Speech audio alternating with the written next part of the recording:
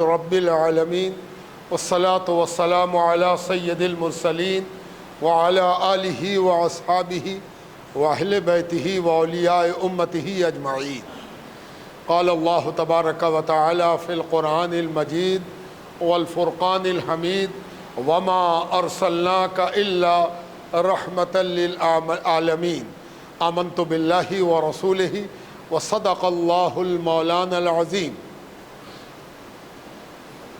بزرگوں، دوستوں اور عزیز و ہم اور آپ جمعے کے روز اللہ سبحانہ تعالیٰ کے آگے اپنی بندگی کے حوالے سے حاضر ہونے کو پیش آئے ہیں۔ بڑی سعادت ہے ایک انسان کی، ایک مخلوق کی، اس سے بڑی سعادت، نیک بختی، سوبھاگیہ، خوش قسمتی نہیں ہو سکتی کہ وہ اپنے مالک حقیقی کے آگے جھکنے آیا ہے۔ ایک ایسا مالک جس نے ہر قسم کی بندگی سے اس کو آزاد کر دیا ہو، ایک ایسا سجدہ کرنے آیا ہے جو بے شمار سجدوں سے اسے نجات دے رہا ہے، ایک ایسا مالک جس کے آگے حاضر ہو جانے سے آدمی تمام قسم کے جھوٹے مالکوں سے پاک و صاف ہو گیا، ایک ایسا مالک جس سے کچھ چھپا ہوا نہیں ہے، لیکن وہ ایسا مالک ہے کہ اگر معاف کرنا چاہے تو سب کچھ معاف کر دے۔ اس مالک کے آگے ہم اور آپ حاضر ہونے آئے ہیں جس سے کچھ چھپا ہوا نہیں ہے، اور ہمیں معلوم ہے کہ اگر وہ معاف نہیں کرے گا تو کوئی معاف نہ کر سکے گا، اور اگر وہ معاف کر دے گا تو کوئی پکڑ نہ سکے گا۔ اس لیے آج کی حاضری بہت اہمیت کی حامل ہے، اور یہ خوش قسمتی ہے، یہ جو اچھا کپڑا پہن کے خوشبو لگا کر آپ ساری مصروفیت کو چھوڑ کے آئے ہیں، گویا آپ یہاں آ کر کہنا چاہتے ہیں کہ ہم ساری مشغولیت پر آج کی مشغولیت کو پریفرنس دیتے ہیں، اولیت دیتے ہیں، پراتھمکتا دیتے ہیں، اس لیے کہ یہ وہ کام ہے جو ایسا کام ہے جس سے انسان بزرگ و برتر ہوتا ہے۔ لقد کرمنا بنی آدم، ہم نے آدم کی اولاد کو بزرگی بخشی ہے۔ کاہے کی بزرگی؟ بزرگی یہ کہ وہ اپنے اللہ کے آگے سر جھکاتا ہے، کسی اور کے آگے سر نہیں جھکاتا، وہ اپنے اللہ کے آگے ہاتھ پھیلاتا ہے، کسی اور کے آگے ہاتھ نہیں پھیلاتا۔ اس لیے آج کی حاضری انسان کا شرف ہے، انسان کی بزرگی ہے، انسان کی عظمت ہے، عقل و شعور کی معراج ہے۔ اور ہم اور آپ گفتگو کرتے ہوئے آگے بڑھ رہے ہیں کہ حضور پاک علیہ السلام جو ہمارے نبی ہیں، ہمارے مولا ہیں، ہمارے آقا ہیں، ہمارے آئیڈیل ہیں، اب ہمارے ہر لمحے کے لیے رہبر اور رہنما ہے۔ ہمارا وہ لمحہ عبادت ہے جس لمحے کو گزارنے کے لیے ہم اپنے نبی کی طرف دیکھیں کہ اس لمحے کو نبی کیسے گزارتے تھے۔ اگر ہم ایسا کرتے ہیں تو وہ لمحہ ہماری معراج ہے۔ ایک امت اپنے نبی کی طرف دیکھے پیروی کے حوالے سے، اپنے اتباع کے حوالے سے، اپنے نبی کی طرف دیکھے اطاعت کے حوالے سے کہ نبی کیا حکم دیتے ہیں ہم اس کو مانیں گے، تو یہ اس امت کی معراج ہے۔ اور اس نبی کے بارے میں ہمارے پروردگار نے ارشاد فرمایا وما ارسلناک الا رحمۃ للعالمین، تمہارا جو نبی ہے وہ کمیونٹی میں اضافہ کرنے نہیں آیا کہ بہت سی کمیونٹی ہے، ایک کمیونٹی اور بڑھ جائے، بہت سی اقوام ہیں، ایک قوم اور بن جائے، بہت سے ادیان ہیں، ایک دین اور بن جائے، بہت سے اسکول آف تھاؤٹ ہیں، ایک اسکول آف تھاؤٹ اور بن جائے، بہت سے سیکشنز ہیں، ایک سیکشن اور بن جائے۔ نہیں، اس لیے نہیں آیا نبی۔ نبی تو اس لیے آیا ہے کہ ہر سچی بات کی تصدیق کر دے، سچ جہاں بھی ہو نبی اس سچ کی تصدیق کرتا ہے۔ جہاں کہیں بھی اچھی بات ہو یہ نبی اس اچھی بات کو کنفرم کرتا ہے اور آپ کے سامنے رکھتا ہے، اور ساری قوموں کو دعوت دیتا ہے، سارے رنگ اور نسل والوں کو دعوت دیتا ہے، ہر بھاشا کے بولنے والوں کو دعوت دیتا ہے، ہر دیش کے رہنے والوں کو دعوت دیتا ہے۔ کیا دعوت دیتا ہے؟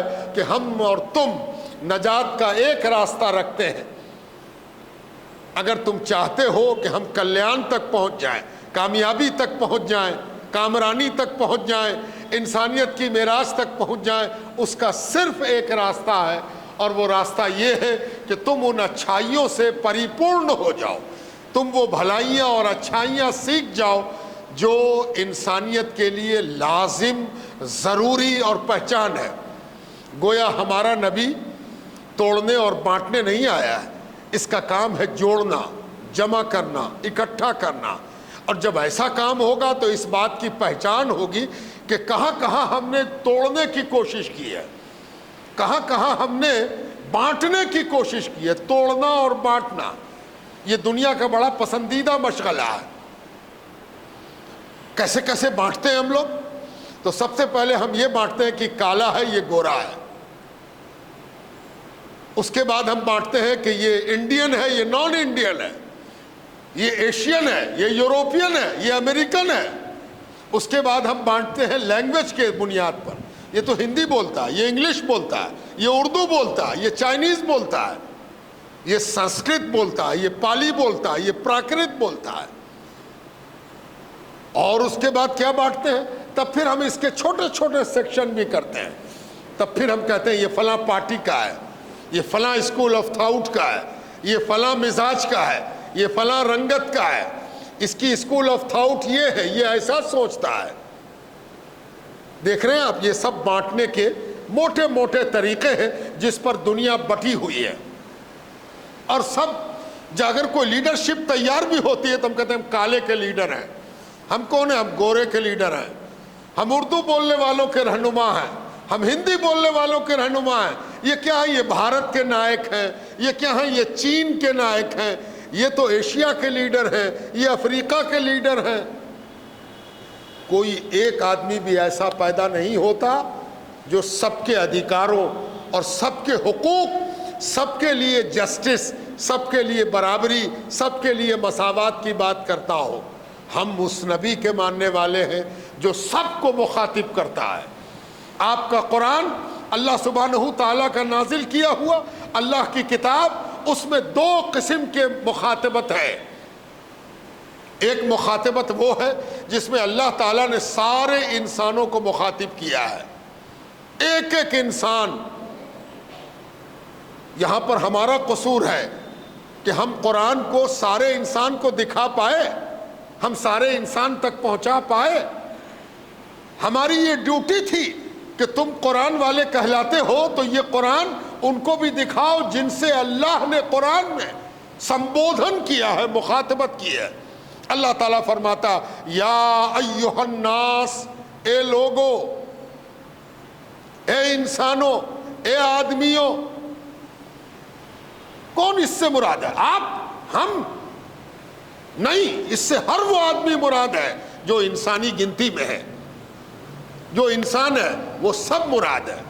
اور اللہ تبارک و تعالیٰ مخاطب کر کے کیا خوبصورت بات کہتا ہے کہ اس سے اگر آپ یا ایھا الناس کا معنی نہ بھی جانتے ہو تو آگے کی بات طے کر دے گی کہ اس کی مخاطبت، اس کا سمبودھن، اس کا آڈینس جس سے اللہ مخاطب ہے وہ ہر انسان ہے۔ کیا کہا؟ یا ایھا الناس اتقوا ربکم الذی خلقکم من نفس واحدہ وخلق منها زوجہا وبث منہما رجالا کثیرا ونساء۔ اے لوگو، اللہ کی پرواہ کرو، اللہ کی فکر کرو، اللہ کے بارے میں سوچو، اللہ سے ڈرو، اللہ کے بارے میں بھی چنتا کیا کرو۔ صرف یہی چنتا نہیں کیا کھائیں گے، کیا پیئیں گے، کیا پہنیں گے، کیا جمع کریں گے۔ چنتا اس بات کی بھی ہونی چاہیے کہ تم اللہ کے بندے ہو، اللہ تمہارا مالک ہے اور اللہ تم کو دیکھ رہا ہے، تم سے کوئی چیز چھپی ہوئی اللہ کی نگاہ میں نہیں ہے، سب چیز اللہ کو معلوم ہے۔ تو سب سے زیادہ چنتا تو اس بات کی کرنی چاہیے کہ جس کو سب کچھ معلوم ہے اس کے بارے میں ہم نے کیا کیا۔ ڈرو اللہ سے، ڈرو اللہ سے۔ کاہے ڈرو؟ خلقکم من نفس واحدہ، تم سب جتنے بھی ہو، عرب ہو، شنکھ ہو، مہا شنکھ ہو، گنتی کے لائق ہو یا انگنت ہو، اس سے کوئی بحث نہیں، گنتی گنتے رہو۔ تمہارے ہاں ڈاٹا میں فرق ہوتا رہتا ہے، کوئی کہے گا یہاں 1.5 کروڑ آبادی ہے، کوئی کہے گا نا 1.5 کروڑ سے 0.1 فاضل ہے، کوئی کہے گا جس وقت آپ 0.1 کہہ رہے تھے اتنی دیر میں تو 0.2 ہو گیا تھا۔ ڈاٹا کے چکر میں نہ پھنسو، جتنے بھی تم ہو معلوم ہے خلقکم من نفس واحدہ، تم کو ایک جان سے پیدا کیا ہے، ایک ہی باپ ہے تمہارا، سب ایک باپ سے پیدا ہوئے ہو، چاہے تم کوئی ہو، کسی رنگ کے ہو، کسی نسل کے ہو، کسی ملک کے ہو، کسی زبان کے ہو، کسی ناک نقشے کے ہو، کوئی ہو، تم سب ایک جان سے پیدا کیے گئے۔ جو یہ بات سنا رہا ہے وہ رسول کس کا ہوگا؟ سب کا ہوگا۔ رسول ہی تو سنا رہا ہے، رسول ہی تو یہ بات بتا رہا کہ اللہ کا فرمان ہے، اللہ تعالیٰ کا فرمان ہے، رسول کی ڈیوٹی ہے یتلو علیہم آیاتہ، رسول سے کہا گیا ہے کہ جاؤ، اور آپ سے کہا گیا کہ یہ رسول اسی لیے آیا ہے کہ اللہ کا کلام، اللہ کا حکم، اللہ کی ورڈکٹ، اللہ کا سینکشن تم کو سناتا ہے۔ اور اللہ تعالیٰ کیا سناتا ہے نبی کی زبان سے؟ یا ایھا الناس اتقوا ربکم الذی خلقکم من نفس واحدہ، اے لڑنے والو، اے بٹنے والو، اے ٹکڑے میں ہونے والو، ہوش میں آؤ، تم سب تو ایک باپ کی اولاد ہو۔ ایک باپ کی اولاد میں کہیں بٹوارا اس طرح ہوتا ہے؟ ارے بٹوارا زمین کا ہوگا، جائیداد کا ہوگا، وہ بھی برابر برابر ہوگا، سب کا حق جو ہے وہ ملے گا، لیکن اس بات میں بٹوارا نہیں ہو سکتا کہ ایک کو باپ کی اولاد قرار دیا جائے اور دوسرے کو دوسرا باپ بنا دیا جائے، ایسا نہیں ہو سکتا۔ اولاد ہونے کی بنیاد پر سب برابر ہے، اس لیے کہ سب ایک باپ کی اولاد ہے۔ یہ جس نے کہا اس کا نام محمد الرسول اللہ صلی اللہ علیہ وآلہ وسلم ہے، اس لیے وہ نبی سب کا نبی ہے، اور یہ نبی دنیا میں آیا ہی ہے ایک اور بٹوارا کرنے نہیں، سب کو جوڑنے، سب کو ملانے۔ اور یہ کیا حضور پاک علیہ السلام نے۔ پہلے اس آیت کی تشریح سن لیجئے، اس آیت کی تشریح تو قرآن کی آیت ہے، حضور کی زبان مبارک سے سنی گئی، حضور نے بتایا کہ یہ قرآن ہے۔ اب حضور نے اس کی تشریح کیسے کی ذرا سنیے گا۔ آخری حج ہے، حضور آخری حج فرما رہے ہیں۔ آخری حج سے مراد اب اس حج کے بعد حضور دنیا سے رخصت ہو جائیں گے، اس کو ہم سیرت کی اصطلاح میں حجۃ الوداع کہتے ہیں، رخصتی والا حج، یعنی ایسا حج جس کے بعد نبی دنیا سے رخصت ہو گئے، روانہ ہو گئے، دنیا سے وداع ہو گئے، الوداع کہہ دیا دنیا کو۔ اس نبی نے اس خطبے میں فرمایا کسی عربی کو کسی عجمی پر، کسی عجمی کو کسی عربی پر کوئی فضیلت نہیں ہے۔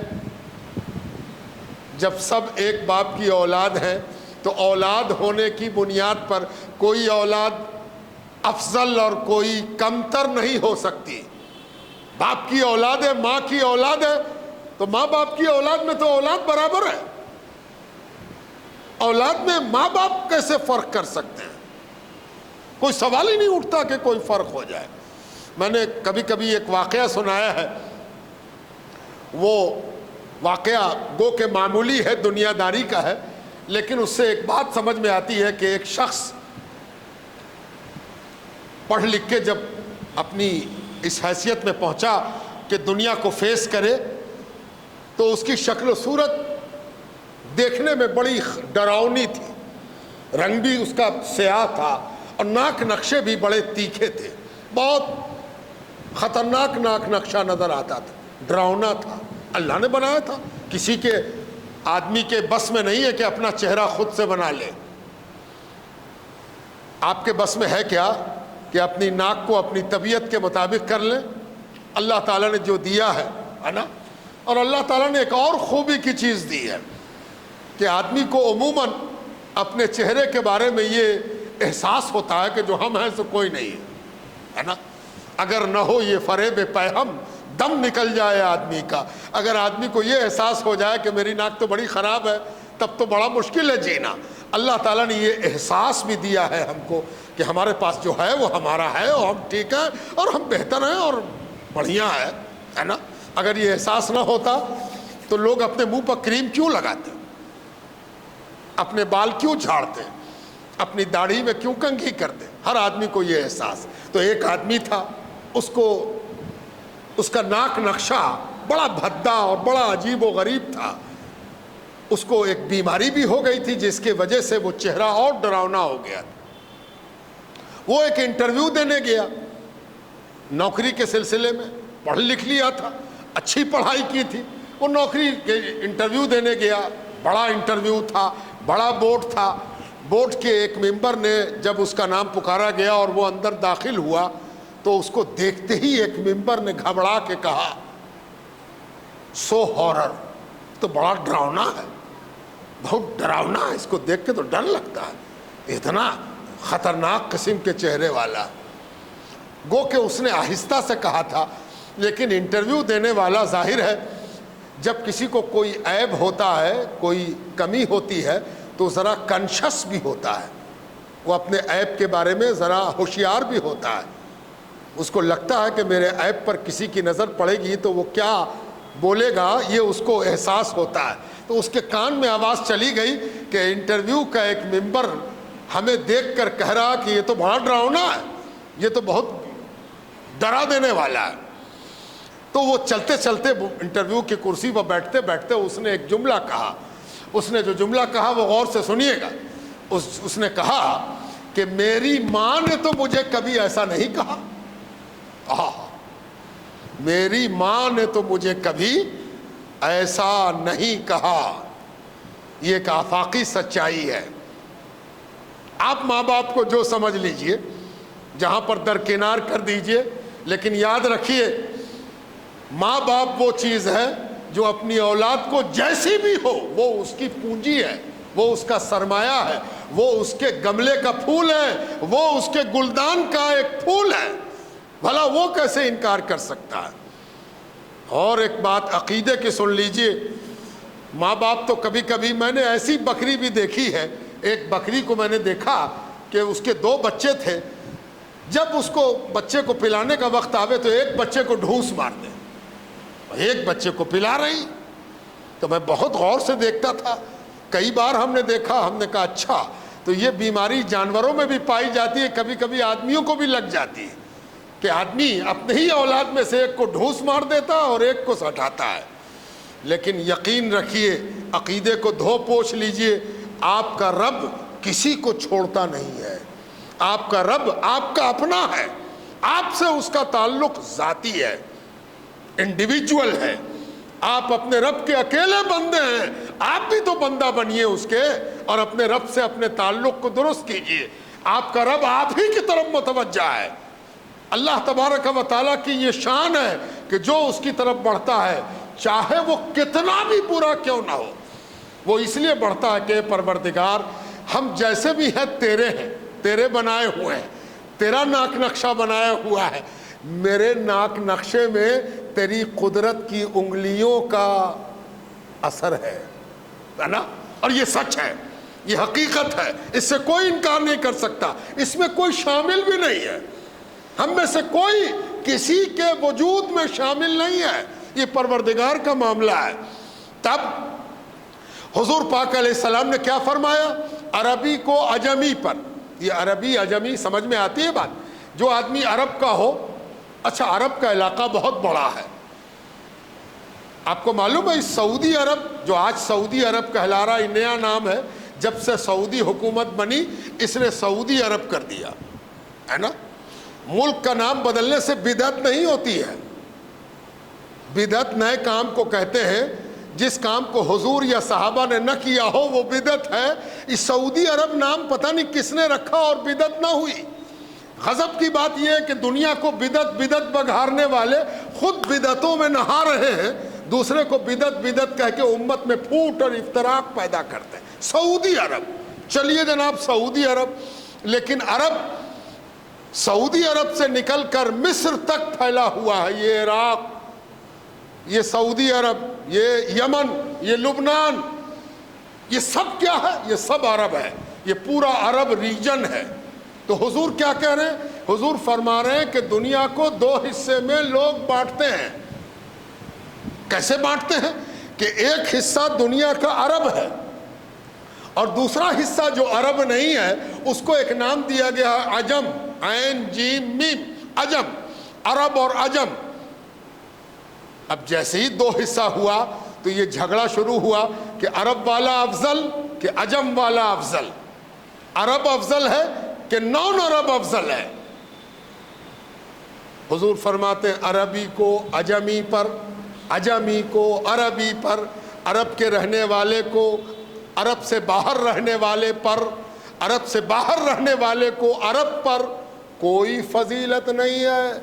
यानी फजीलत, बरतरी, महानता, ग्रेटनेस इससे नहीं आती कि तुम कहाँ रहते हो, तुम कहाँ पैदा हुए हो, तुम्हारा रंग क्या है, तुम्हारी नस्ल क्या है, तुम्हारी भाषा क्या है, नाक खड़ी है कि चिपटी है, पेशानी चौड़ी है कि छोटी है, इससे फजीलत नहीं होती। हाय हाय क्या रसूल है, इसने एक जुमले में पूरी दुनिया को समेट दिया है। जहां कहीं भी आपको लगे कि घुटन है, जहां कहीं आपको लगे कि कोई आपके साथ डिस्क्रिमिनेशन कर रहा है, आपको क्यों नहीं मारता, तुम हर केहुनी खाने वाले को कलमा पढ़ना चाहिए। जिसने केहुनी से बचाया वो मोहम्मदुर रसूलुल्लाह है ना।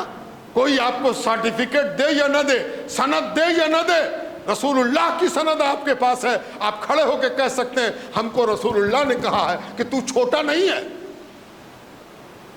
तू छोटा नहीं है, तू कमतर नहीं है, तू जलील नहीं है, तू रुसवा नहीं है। खबरदार कोई रंग और नस्ल और ज़बान की बुनियाद पर किसी को छोटा न करे। मोहम्मदुर रसूलुल्लाह खड़े हैं उसको बराबर करने के। और जब जब बराबरी का एहसास रसूलुल्लाह की तालीम के सदक़े में मिलेगा, आप भी पुकार उठेंगे वमा अरसलनाका इल्ला रहमतल लिल आलमीन। हमने अपने नबी को सारे जहान के लिए रहमत बना के भेजा है। यही नबी तो है जो सबको बराबर कह रहा, किसी को छोटा कहने की इजाज़त नहीं दे रहा, इसलिए नबी रहमत है। और हम उस नबी के मानने वाले हैं। आपको पता है आप में से भी कितने छोटे बनाए जाते, मजले बनाए जाते, छोटे और बड़े बनाए जाते। कोई बड़ा छोटा नहीं है। रंग और नस्ल की बुनियाद पर हमारे रसूल ने कह दिया है कि खबरदार किसी को कोई छोटा न कहे, न वो है, छोटा हो ही नहीं सकता। अल्लाह ने उसको बनाया है। तो कारीगर जब एक है, खालिक एक है, मालिक एक है, तो छोटा कहाँ से आ गया। हाँ, किसी को बड़े होने का शौक हो जाए, किसी को ये एहसास हो कि हम भी बड़े होते, ये दुनिया हमको बड़ी कहती, हम सबसे बड़े दिखते, तो इधर आओ, तुम बड़ा होना चाहते हो, इसके लिए माल की ज़रूरत नहीं है, इसके लिए ख़ानदान की ज़रूरत नहीं है, इसके लिए रंग की ज़रूरत नहीं है, इसके लिए बस सिर्फ एक चीज़ की ज़रूरत है कि तुमको मालूम है कि तुमको किसने पैदा किया, तुमको मालूम है कि तुम्हारा मालिक कौन है। उसके जितने वफादार, ओबीडियंट, बात मानने वाले, सर झुकाने वाले बनोगे, उतने ही ज्यादा सम्मानित होगे। चाहे तुम किसी भी रंग और नस्ल के हो, इससे कोई बहस नहीं पड़ती। वमा अरसलनाका इल्ला रहमतल लिल आलमीन।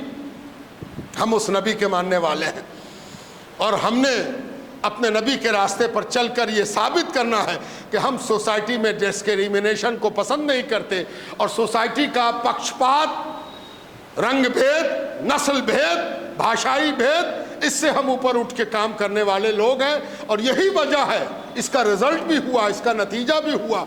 आज आप देखेंगे कि पूरी दुनिया में मुसलमान पाए जाते हैं। बड़ी चिंता है लोगों को कि भाई यहाँ कैसे इस्लाम पहुँच गया, यहाँ कैसे इस्लाम पहुँच गया, वहाँ कैसे इस्लाम पहुँच गया, है ना। लेकिन किसी को ये चिंता नहीं है कि अरे उस कोने वाले को भी जिसने बराबर किया, भला वो मुसलमान ना होता तो क्या होता। वो कोने वाले को भी रसूलुल्लाह ने कहा ये भी बराबर है। तो जब बराबरी का एहसास दिलाया तो वो खड़ा हुआ और पहली बार उसको बराबरी का एहसास हुआ तो उसने कहा क्या कहें, तो उसने कहा ला इलाहा इल्लल्लाह मुहम्मदुर रसूलुल्लाह। इसलिए हम कलमा पढ़ते हैं कि हमको तो सब ने रौंद दिया था, जिसने उठा के खड़ा कर दिया और सब के बराबर रख दिया, उसका नाम मुहम्मदुर रसूलुल्लाह है सल्लल्लाहु अलैहि वसल्लम। इसलिए लो